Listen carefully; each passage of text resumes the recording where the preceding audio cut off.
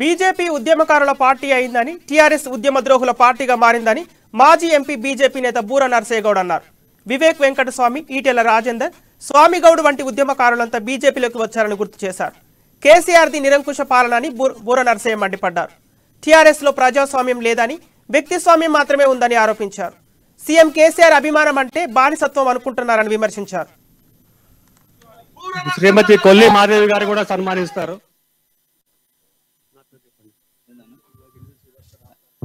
N V Subhash గారు ఇప్పుడు బూర నరసయ్య గారిని ఓకే అందిస్తారు.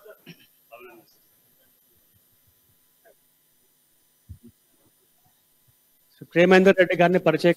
ఉద్యమ కాలంలో ఉన్నటువంటి సందర్భాల్లో మళ్ళా ఉత్పన్నం కావటం, మళ్ళా ఎక్కడ మొదలు పెట్టామో తెలంగాణ ఉద్యమం మళ్ళీ అక్కడికి వస్తున్నామని ఒక గర్వాపీస్ లాగా అనిపిస్తుంది.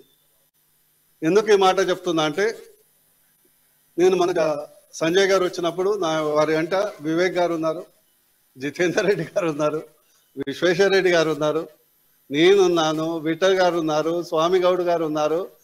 ఇట్లా చూస్తే ఏంటంటే ఒక విధంగా నాకు అనిపిస్తుంది, బీజేపీ పార్టీ ఏమో ఉద్యమ పార్టీ అయిపోయింది, అండ్ టీఆర్ఎస్ పార్టీ ఏమో ఉద్యమ ద్రోహుల పార్టీ, ఉద్యమ విరోధుల పార్టీగా రూపాంతరం చెందింది. కాబట్టి ఇది ఒక అందరికీ, ఉద్యమకారులందరికీ తెలంగాణ సహకారం కావాలన్నందరికీ ఇది వేదిక అయిందని భావిస్తున్నా. మీరందరికీ, బీజేపీ పార్టీ నాయకులందరికీ, కార్యకర్తలందరికీ మనస్ఫూర్తిగా ధన్యవాదాలు తెలియజేస్తున్నాను. ఇకపోతే ప్రస్తుతం ఉన్నటువంటి రాజకీయాల్లో అసలు మనం ఊహించలేదు ఇలాంటి పాలన. ఎప్పుడైతే తెలంగాణ వచ్చిన తర్వాత ఇది నా రాష్ట్రం,